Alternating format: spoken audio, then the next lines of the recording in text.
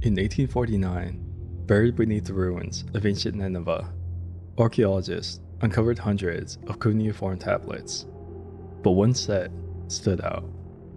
They weren't hymns, they weren't stories, they were blueprints, a creation story unlike anything scholars had ever seen, where humans weren't born from love or divine spark, but built to serve. And what's buried in those lines might explain why we're even here.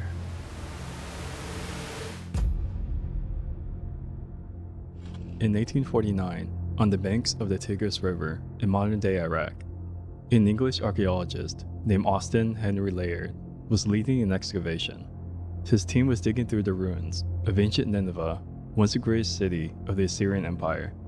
Among shattered bricks and clay debris, they found something different: hundreds of cuneiform tablets, perfectly preserved under layers of earth and stone. Among these was a set of tablets that would become known as the Enuma Elish, the Babylonian creation epic. At first glance, they seemed like religious hymns or myths, but as scholars began to translate the lines pressed into clay over 3,500 years ago, a story emerged that was darker, colder, and more deliberate than anyone expected.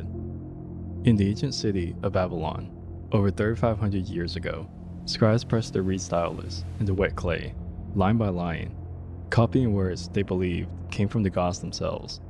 When the tablets dried, they were stored in temple libraries, hidden away and safe from the desert winds. So the only thing different about this from other tablets was that these weren't myths written for children, or stories meant to entertain. The Enuma Elish was the creation epic, a record of how everything began. It tells of Tiamat, the chaotic primordial ocean, the Marduk, the storm god who defeated her. But within its lines are hidden details that would later fuel the Anunnaki theory. When these tablets were first translated in the late 1800s, you could say the writings they found was pretty shocking to scholars. According to the text, gods gathered to create humans, not as an act of love or guidance, but to serve, to work. Humans were built to take on the labor of the gods, merely so they could rest. Now, this wasn't a unique idea in Mesopotamia. The same concept appears in other tablets across Sumer and Akkad. For some researchers today, these tablets aren't just mythology, they're clues, fragments of an older story about where we came from and who might have been here before us. The Enuma Elish isn't just mythology, it's a 3,500-year-old origin story. Where gods fought, humans were made to work, and creation itself was an act of control.